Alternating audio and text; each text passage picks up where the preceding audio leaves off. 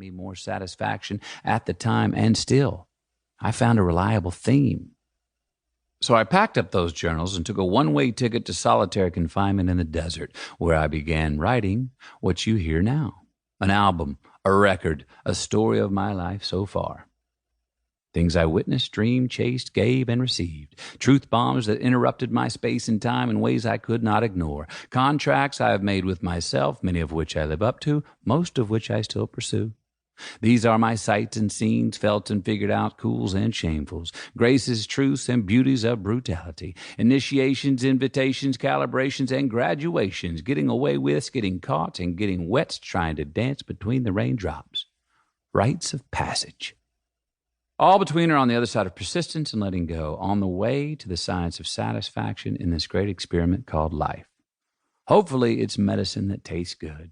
A couple of aspirin instead of the infirmary, a spaceship to Mars without needing your pilot's license, going to church without having to be born again, and laughing through the tears. It's a love letter to life. Now, speaking of bumper stickers, I have always loved bumper stickers, so much so that I've stuck bumper to sticker and made them one word, bumper sticker. They're lyrics, one-liners, quick hitters, unobtrusive personal preferences that people publicly express.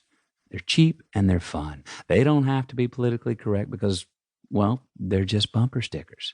From the font they're in, to the color scheme, to the word or words they say, a bumper sticker tells you a lot about the person behind the wheel in front of you.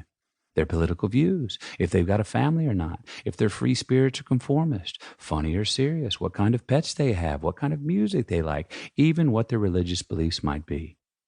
Over the last 50 years, I've been collecting my bumper stickers. Some I've seen, some I've heard, some I stole, some I dreamed, some I said. Some are funny, some are serious, but they all stuck with me, because that's what bumper stickers do. I've included quite a few of my favorites in this book. The sole objective is the pursuit of the singular finish with only the arrival in sight. This is what brings us together.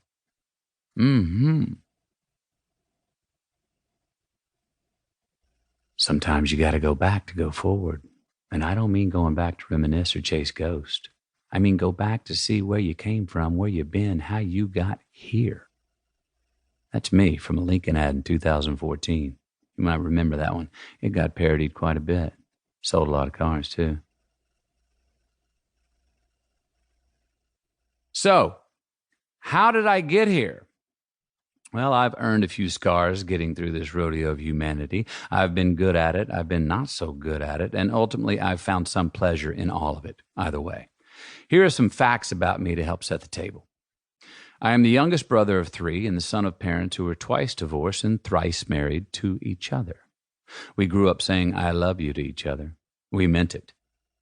I got whipped until my butt bled for putting on a Cracker Jack tattoo when I was 10 years old.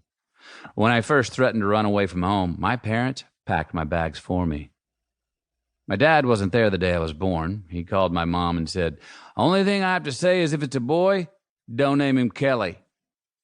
The only thing I ever knew I wanted to be in life was a father. I learned to swim when my mom threw me in the Llano River, and I was either going to float off the rocky waterfall 30 yards downstream or make it back to the bank.